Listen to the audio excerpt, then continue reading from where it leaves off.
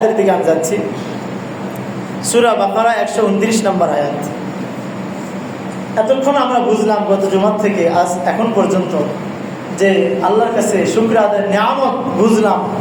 সেই নিয়ামত অনুযায়ী আমাকে শুকর আদায় করতে হলে শুধু মুখে শুকরিয়া না কাজেও শুকরিয়া আছে। এই যে নামাজ পড়তে আসছেন এটা একটা শুকরিয়া, ওযু করে সুন্দরভাবে গোসল করে আসছেন এটা কি শুকরিয়া। আপনার ভিতরে যদি আল্লাহর প্রতি সন্তুষ্টতা, আল্লাহকে রাজি না করার চিন্তা না থাকতো, সওয়াবের আশা না থাকতো, জান্নাতের আশা না থাকতো, আসতেন? আপনার মতো সবাই আপনার বয়সেই দেখেন অনেকেই এখনো বাইরে আছে, জুমার নামাজই পড়বে না, আছে না?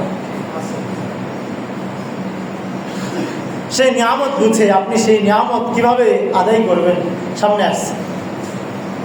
আল্লাহ রাসূল সাল্লাল্লাহু আলাইহি ওয়াসাল্লামকে আল্লাহ তাআলা পৃথিবীর সমস্ত রহমত বরকত শ্রেষ্ঠ বানিয়ে সৃষ্টি করেছে। সুবহানাল্লাহ। সবাই একবার অন্তর থেকে রাসূলের উপর দরুদ পড়ি সাল্লাল্লাহু আলাইহি ওয়াসাল্লাম। নবী আলাইহিস সালাতু ওয়াস সালামের আলোচনা, আজমত, বরত্ব, সকল নবী, সোয়া লক্ষ নবীর আলোচনা, সোয়া লক্ষ নবীর মর্যাদা, সোয়া লক্ষ নবীর বয়ান, জিকির দুনিয়াতে আসার পর তাদের আলোচনা শুরু। সুবহানাল্লাহ। কিন্তু বড় শুকরিয়ার বিষয়, আমার আপনার নবী আকরাম সাল্লাল্লাহু আলাইহি ওয়াসাল্লামের দুনিয়াতে আসার আরো 1450 বছর নয়, 4500 বছর নয়, হাজার হাজার বছর আগে, দুনিয়া সৃষ্টির আগ থেকে আমার আপনার নবীর আলোচনা আল্লাহ তাআলা রূহের জগতে শুরু করেছে। হ্যাঁ, আমি আরো পূর্বে যেতে চাই, শুধু রূহের জগতে নয়, যেটা আমি কোরআন থেকে আপনাদেরকে দেখাবো, শুধু আর রূহের জগতে নয়, এর আগেও সর্বপ্রথম আমার আপনার আল্লাহ রব্বুল আলামিন সর্বপ্রথম একটা সেমিনার করেন। সুবহানাল্লাহ। নবী করিম সাল্লাল্লাহু আলাইহি ওয়াসাল্লাম এর আলোচনা নিয়ে সেমিনার করেন। সেমিনার সদস্য হলো ফেরেশতা, সভাপতি স্বয়ং রব্বুল আলামিন। আল্লাহ ডাক দিয়ে বলেন, ইয়াসিন ওয়াল কুরআনিল হাকীম ইন্নাকা লামিনাল মুরসালিন। ইয়াসিন, এই তো মুহাম্মদ সাল্লাল্লাহু আলাইহি ওয়াসাল্লাম। এরপরে রূহের জগৎ আসলো। কিসের জগৎ? আল্লাহ রাব্বুল আলামিন সেমিনার দিলেন বড় সড়ো করে। আগের সেমিনার ছিল ভূমিকা শুরু ফেরেশতাদেরকে নিয়ে। ফেরেশতারা তার দুনিয়াতে এসে আমাদের মতো ভাত টাত খাবে না, কি বলেন? আমাদের মতো কর্ম করবে। এবার আল্লাহ রাব্বুল আলামিন তার ভঙ্গিমাকে চেঞ্জ করলেন। কোরআনের ভঙ্গিমা কি? রূহের জগতে আল্লাহ তাআলা ভঙ্গিমা, আল্লাহর ভঙ্গিমা হলো, আমি যাদেরকে দুনিয়াতে আমার মিশন নিয়ে পাঠাবো, আমার মিশন, আমার শরীয়ত, আমার দ্বীনকে নিয়ে যাদেরকে আমি পাঠাবো, তারা নবী করিম, সকল নবীরা, সকল রাসূলগণ, তাদের রূহকে আমি একত্র করব। সুবহানাল্লাহ। আস্তে বলবো সুবহানাল্লাহ, একটু জোরে বললে আমি আয়াত শোনাবো। আল্লাহ রাব্বুল আলামিন ওই সেমিনারের মধ্যে, কি সেমিনারের বক্তব্য ছিল সেটা কোরআন সূরা আলে ইমরানের মধ্যে উপস্থাপন করেন। শুনবেন? সবাই শুনবেন ইনশাআল্লাহ। আল্লাহ রাব্বুল আলামিন সকল নবী, সোয়া লক্ষ নবী, সোয়া লক্ষ রাসূলের রূহকে সম্বোধন করে বলেন, ওয়া ইযা খাযাল্লাহু মিসাকান নাবিয়্যিন। আল্লাহ রাব্বুল আলামিন সকল নবী রাসূলের রূহকে অঙ্গীকার নিলেন, ও নবীদের রূহরা, ও রাসূলদের রূহরা, শোনো, লামা আতাইতুকুম মিন কিতাবিন ওয়া হিকমাহ, আমি তোমাদের কাছে কিতাব দিয়ে পাঠাবো, হিকমত দিয়ে পাঠাবো। শোনো, তোমরা আমার দ্বীনকে নিয়ে যাইবা দুনিয়াতে। সোয়ালক্ষ নবীরাই তো নবী রসুল, আল্লাহর বিশেষ প্রতিনিধি হিসাবে তো নবীরা আর রসুলেরই কাজ করেছেন, কি বলেন? আল্লাহ বলেন কিতাব পাঠাবো, মূসা তোমাকে তাওরাত দিব, হিকমত দিব, খলিলুল্লাহ তোমাকেও আমি খলিল বানাবো, যাও। ও নবী রাসূলের শোনো, রসুল আর নবীদেরকে সম্বোধন করে আল্লাহ বলেন সুম্মা জাআকুম রাসূলুন মুসাদ্দিকুল লিমা মাআকুম। অঙ্গীকার নিচ্ছে কে? রব্বুল আলামিন অঙ্গীকার নিচ্ছেন এমন একজন রসুলকে আমি তোমাদের কাছে নিয়ে আসবো, যেই রসুল তোমাদের সব নবীদের কিতাব, রিসালাত, হিকমত, শরিয়ত, দ্বীন, তোমাদের নবুয়তকে সে স্বীকারোক্তি করবে, সত্যায়ন করে সিল মেরে দিবে। সুবহানাল্লাহ বলবেন না?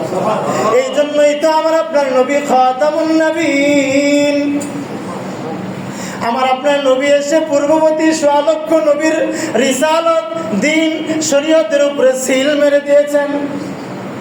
আল্লাহ ওটাই বলেন মুসাদ্দিকুল লিমা মাআকুম, তোমাদের কাছে যত কিতাব পাঠাবো, যত হিকমত পাঠাবো, যত সুন্নত পাঠাবো, সবকে তিনি মুসাদ্দিক করবে, সত্যায়নকারী।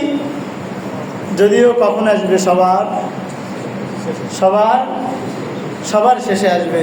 লা তুমিনুন্না বিহি, শুনে রাখো, অঙ্গীকার আমার সাথে করো। আল্লাহ কি অঙ্গীকার? লা তুমিনুন্না বিহি ওয়া লা তানসুরুল্লাহ। দুইটা অঙ্গীকার আল্লাহ তাআলা নেন। ১ নম্বর লা তুমিনুন্না বিহি, ২ নম্বর ওয়া লা তানসুরুল্লাহ। ১ নম্বর অঙ্গীকার অর্থের দিক খেয়াল করেন, অবশ্যই তোমরা সেই নবীর প্রতি ঈমান আনবা। সুবহানাল্লাহ বলবেন না? আরেকটু জোরে করে বলেন লা তুমিনুন্না বিহি। আল্লাহ আমরা কুরবান এই আয়াতের উপরে, যেই নবী শেষে আসবে, ১৬ লক্ষ নবী আগে আসবে, তারা শেষ নবীর উপরে কিভাবে ঈমান আনবে? নবীকে তো দেখে নেই। আল্লাহ এই জন্যই রূহের জগতে সকল নবীদের সেমিনার করেছেন, ঈমান আনার জন্যই। ঈমান যেন আমার শেষ নবী মুহাম্মদের উপরে তোমরা আনো, সেই জন্যই আমি সেমিনার করেছি। সুবহানাল্লাহ। রূহের জগতের সেমিনার তোমরা বোঝো না? ও নবীরা, নবীর রূহরা, রাসূলের রূহরা। আরেকটা কি? ওয়ালা তানসুরুল্লাহ, যদি আমার নবী মুহাম্মদকে তোমরা পাও তাহলে মুহাম্মদকে সাহায্য করবা।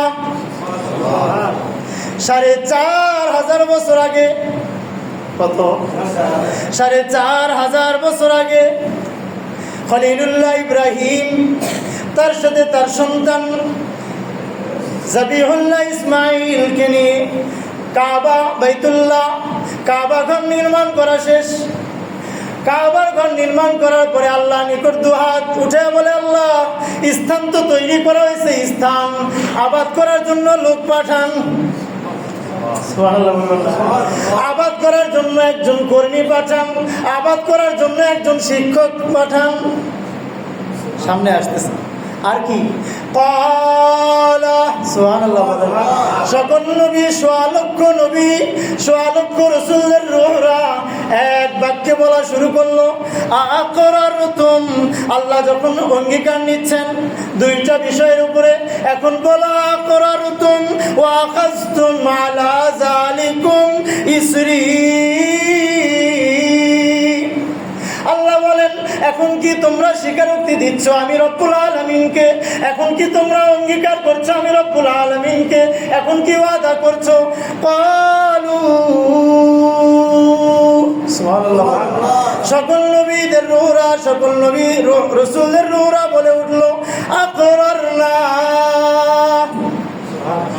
আমরা সকল নূরাই আপনার শেষ নবী মুহাম্মদকে স্বীকার করে নিলাম, অঙ্গীকার দিলাম। হে আল্লাহ জান আল্লাহ বলেন, শুনে রাখো, তোমরা যে স্বীকারোক্তি দিলা এটার উপরে আরেকটি কথা সামনে শুনে রাখো। ফাশহাদু, সুবহানাল্লাহ বলেন। ফাশহাদু, ও ফেরেশতাদের রূহরা, এবার তোমরা সাক্ষী থাকো। ওয়া আনা মাআকুম মিনাশ শাহিদিন, আমি আল্লাহ রাব্বুল আলামিন, আমি মুহাম্মাদের ব্যাপারে যে স্বীকারোক্তি নিলাম, আমি আল্লাহ রাব্বুল আলামিন নিজেই সেটার সাক্ষী হয়ে থাকবো। কে সাক্ষী হয়ে থাকবে? কোন নবীর উম্মত হতে পেরেছে আমরা, সেই নবীর সিরাত, সেই নবীর জিন্দেগির আসল হিকমত আমরা জানি নবীর সিরাত সবচেয়ে উত্তম শ্রেষ্ঠ সিরাত, কি বলেন? কিন্তু আসল সিরাত কি বলেন? বড় আজীব। আমি আয়াতের দিকে যাচ্ছি। এর আগে হযরত ওমর রাদিয়াল্লাহু আনহু ঘটনা শোনাই। কার ঘটনা? দেখেন বাস্তবতা, দেখেন কোরআন আর রাসূলের জিন্দেগির বাস্তবতা নমুনা পেশ করছে আপনাদের সামনে। হযরত ওমর রাদিয়াল্লাহু তাআলা আল্লাহ রাসূলকে বলতেছে, ইয়া রাসূলুল্লাহ, এই যে তাওরাতের মধ্যে একটা ঘটনা অনেক সুন্দর, আমি পড়ে শোনাই আপনার। কে বলে? ওমর রাদিয়াল্লাহু তাআলা রাসূলকে যে বলতেছে, ইয়া রাসূলুল্লাহ, ভালো লাগলে বলবে না? আপনার আব্বাকে আপনি যখন কোনো জিনিস ভালো লাগবে যা বলবেন, আব্বু এটা মনে অনেক ভালো লাগছে, দেখেন তো এই বিষয়টা। হযরত ওমর ফারুক রসুলকে যা বলে, ইয়া রাসূলুল্লাহ, তাওরাতের এই ঘটনাটা আমি একটু আপনাকে শোনাতে যাচ্ছি। নবী করিম সাল্লাল্লাহু আলাইহি ওয়াসাল্লামের চেহারা মুবারক লাল বর্ণের হয়ে গেছে। এমনকি সাহাবায়ে কেরাম বলেন, রসুল যখন রেগে যাইতেন, রসুল রাগান্বিত হইতেন, কেমন যেন রসুলের চেহারার উপরে আপনার বেদনার আনারের রস, নিংড়ানো রস যদি ফেলানো হয় যেমন লাল হয়ে যায়, আল্লাহ রসুলের চেহারা রাগে এরকম লাল হয়ে যাইত। যখনই হযরত ওমর এমনটি বললেন, ইয়া রাসূলুল্লাহ, তাওরাতের এই ঘটনাটা, এই পৃষ্ঠাটা আমি শোনাতে যাচ্ছি, আল্লাহ রসুলের চেহারা মুবারক আর চেহারা নাই, রাগে। হাদিসের মধ্যে লেখে, কিছুক্ষণ পর আল্লাহ রসুল ডাইরেক্ট ওমরকে কিছু বলছে না, সিদ্দিক চলে আসছে। সুবহানাল্লাহ। সিদ্দিক আকবর এসে বলে, সাকিলাতকা উম্মুকা ইয়া ওমর, তোর উপরে তুই ধ্বংস হ। আমরা রেগে গেলে বলি না, তুমি কি দেখছো না, ইলা ওয়াজি রাসূলিল্লাহ ইয়াতাগায়্যার, রাসূলের চেহারা স্বাভাবিক কোনো চেহারা নাই। তুমি তাওরাত নিয়েছো? হযরত ওমর বুঝতে পেরেছেন, সঙ্গে সঙ্গে বুঝে হযরত ওমর তখন বলে শুরু করলো, সিদ্দিক সহ, রাদিনা বিল্লাহি রাব্বা ওয়া বিল ইসলামি দীনা ওয়া বিমুহাম্মাদিন নাবিয়্যা। এই বাক্য, এই শের যখন বলছে, আল্লাহ রাসূলের চেহারা স্বাভাবিকভাবে আসা শুরু হয়েছে। রাদিনা বিল্লাহি রাব্বা, আমরা আমাদের রব আল্লাহকে পেয়ে খুশি। ওয়াবিল ইসলামি দীনা, আমাদের ধর্ম ইসলামকে পেয়ে আমরা খুশি। ওয়াবিল কিতাবি কুরআনা, কিতাব হিসেবে কোরআনকে পেয়ে খুশি। ওয়াবি মুহাম্মাদিন নাবিয়্যা, আমরা মুহাম্মদকে নবী হিসেবে পেয়ে খুশি। আমাদের তাওরাতের প্রয়োজন নাই। আল্লাহ রাসূল বুঝাইতে চাইছেন, যেখানে কোরআন আছে সেখানে তাওরাত তুমি নিয়ে আসছো। কোরআনের উপরে কোনো কোরআন নাই। যেই সমস্ত কিতাব, হ্যাঁ তাওরাত ওই সময়ের জন্য ছিল। মুসা কালিমুল্লাহ, তিনি একজন নবী রসুল, সন্দেহ নাই, তিনি একজন আল্লাহর কালিমুল্লাহ। কি বলে, সন্দেহ আছে? তার কিতাব তাওরাত, কোনো সন্দেহ নাই। কিন্তু রসুলের কাছে আসে সেই তাওরাত শোনাচ্ছে, যেই তাওরাতের সার্টিফিকেট শেষ, ডেট হয়ে গেছে, কি বলেন, রিজেক্ট হয়ে গেছে। যেখানে কোরআন আছে, মুহাম্মদকে পেয়ে তোমরা খুশি না, সেই মুসা কালিমুল্লাহর আমলের সেই তাওরাত শোনাতে যাচ্ছ। বিষয়টা বুঝছেন? আল্লাহ রাসূল সাল্লাল্লাহু আলাইহি ওয়াসাল্লাম পুরা মাজমার মধ্যে সাহাবীদেরকে লক্ষ্য করে বলে, ও সাহাবীরা, তোমরা একটা জিনিস ভালো করে মনে রাখো, লাউ বাদালাকুম মুসা হাইয়ান, যদি মুসা এখন এই সময় যদি নবী হিসাবে থাকতো, ওয়াত্তাবাতুমু, আর যদি তোমরা তাকে অনুসরণ করতা, ওয়াতারাকতুমুনি, আর আমাকে তোমরা ছেড়ে দিতা, আমার কোরআনকে ছেড়ে দিতা, আমার দ্বীনকে ছেড়ে দিতা, লা দালালতুম, অবশ্যই অবশ্যই তোমরা পথহারা গোমরাহ হয়ে যাইতা। আল্লামা ইমাম ইবনে কাসির এই আয়াতের প্রেক্ষাপটে তাফসীরের মধ্যে নিয়ে আসছে, লাউ কানা মুসা হাইয়ান যদি মূসা জীবিত থাকতো লামা ওয়াসাউ ইল্লা ইত্তিবাই, কেবলমাত্র মূসা আমার ধর্ম আমার দিন, আমি মুহাম্মাদের শেষ ধর্মকেই সে অনুসরণ করতে হইতো। যার প্র্যাকটিক্যাল দলিল ঈসা আলাইহিস সালাম এই নবীর উম্মতের, এই নবীর শরীয়তকেই সে কি করবে, ফলো। কি বলেন, নতুন কোনো শরীয়ত নিয়ে আসবে? ইমাম ইবনে কাসির রাহিমাহুল্লাহ এতক্ষণ ছিল রসুল, অন্য রসুল্লাহ, অন্য নবীরা যখন দুনিয়াতে আসে, অর্থাৎ দুনিয়াতে আগমন করেন, এরপরে তাদের আলোচনা হয়। কি বলেন? কিন্তু আমার আপনার নবীর আলোচনা কি বলেন, দুনিয়ার আগে আদম আলাইহিস সালাম থেকে, না রূহের জগৎ থেকে, না আরো আগে ফেরেশতাদের সেমিনার? কি বলেন? কিন্তু আমার আপনার নবীর আলোচনা সব জায়গার, সব স্থানের, সব সময়ের আগে অন্য সকল নবী রসুল যখন আসছে তারপরে তাদের আলোচনা। 4500 বছর আগ থেকে খলিলুল্লাহ ইব্রাহিমের আলোচনা শুরু করেছেন। আমার আপনার রসুলের কি আলোচনা নিয়ে এত কি আলোচনা, যেই নবীর কি আদর্শ আছে, কি আসলে নবীর আদর্শ, নবীর আখলাক, নবীর চরিত্র কি আসলে। কোরআন ধারাবাহিকভাবে 4 জায়গা 4টা বিষয় বিশাল আকারে নিয়ে আসছে। ইনশাআল্লাহ আগামী জুমা এখান থেকে শুরু করবো। আপনারা দাওয়ানা আলহামদুলিল্লাহ।